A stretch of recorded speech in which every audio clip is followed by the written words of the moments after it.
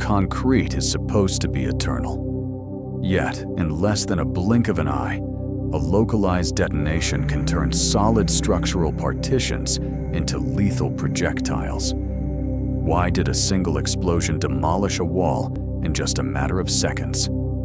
The science of blast-resistant design and ductility will lay bare the truth.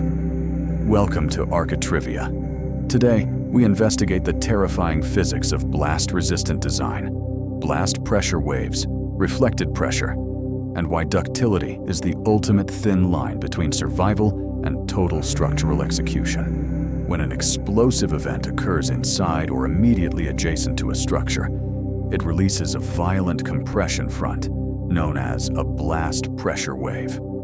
Investigators entering the disaster site found a chilling anomaly. Exterior elements remained stable, but internal partitions and support frames pulverized from the inside out. Why? Because of reflected pressure. When a shock wave strikes a rigid, unyielding surface, it multiplies exponentially, bouncing back onto the structure with double its original destructive force. The building essentially imploded under the weight of its own trapped energy. Let's break down the technical failure using forensic architecture. First, blast-resistant design. Traditional architecture focuses primarily on static gravity loads, calculating the steady, predictable downward pull of dead loads, like concrete slabs, and live loads, like human occupancy. But true blast engineering treats a building like a mobilized bunker. It calculates dynamic, multi-directional kinetic loads that simultaneously push inward, pull outward via suction vacuums, and violently shear at a structural frame within milliseconds. When an ordinary building is subjected to these forces, its geometry acts as a trap rather than a shield. Second, blast pressure waves and reflected pressure. As an explosive payload detonates, air compresses instantly, sending out a supersonic shock front. This creates local overpressures that spike far beyond standard structural safety margins. But the real killer is the architectural layout itself. If a corridor or room traps that wave in a restricted space, the reflected pressure multiplies against the rigid boundary walls, doubling or even tripling the force. The structural stress escalates exponentially, turning a localized blast into a total spatial collapse. Third, and most critically, ductility. Look at brittle materials like standard glass or unreinforced masonry. Under extreme kinetic stress, they fracture instantly without warning, creating a secondary storm of lethal shrapnel. In stark contrast, ductility is the structural capacity of a material to bend, flex, and deform significantly without losing its load-bearing integrity.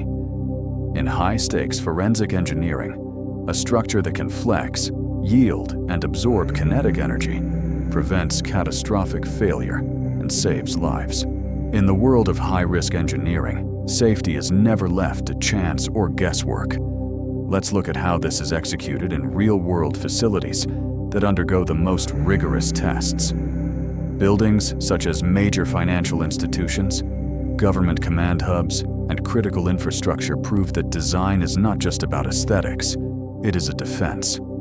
Professionals here don't just throw up walls.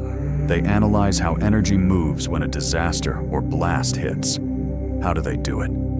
Instead of using brittle materials that fail instantly at the first impact, they utilize high-ductility steel reinforcement detailing and energy-dissipating connection joints. This means the entire structure is specifically engineered to flex and ride with extreme pressure loads, rather than fighting back directly like a rigid wall that would simply fracture and collapse. The framework absorbs and dissipates the impact energy throughout the entire skeleton of the building. A prime example of this is the implementation of standoff distances and progressive collapse prevention systems in modern embassies. When a building has the capacity to flex without fracturing its foundation, it gives the occupants inside vital seconds to evacuate, while the building itself remain standing amidst the tragedy. This is where we see the difference between someone who simply built a structure to have a roof over their head and a building meticulously engineered by experts. At the end of the day, disasters of this scale remind us that structural design is never just about blueprints or meeting minimum code compliance. It is a matter of life and death. Understanding how buildings handle kinetic force, stress distribution, and extreme loads completely changes how we look at every wall, column, and foundation around us. Negligence leaves a permanent signature of vulnerability, but precision engineering saves lives. And before we wrap up this video, please remember that the concepts shared today are for informational and guidance purposes only. In the real world, the safety of any building or home depends on precise calculation and professional evaluation. Therefore, always consult your local licensed architects and engineers before starting any construction plans. If you learned something new today, don't forget to hit like, subscribe to our channel, and leave your comments below. Until our next topic, stay safe and build wisely. We have examined how structures handle extreme impact and shock waves, but what happens when the damage breaches the core skeleton? What if the very foundation of a building begins to fail and collapse sequentially like dominoes, where the failure of a single critical column pulls down an entire skyscraper in a matter of seconds?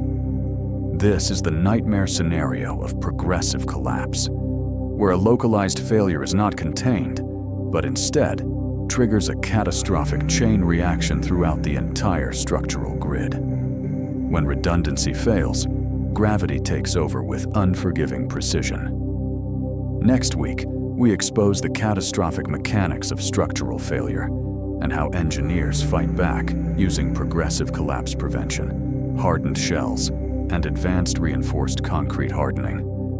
Do not miss it, because in the world of high-stakes architecture, a single weak link can bring down everything you've built.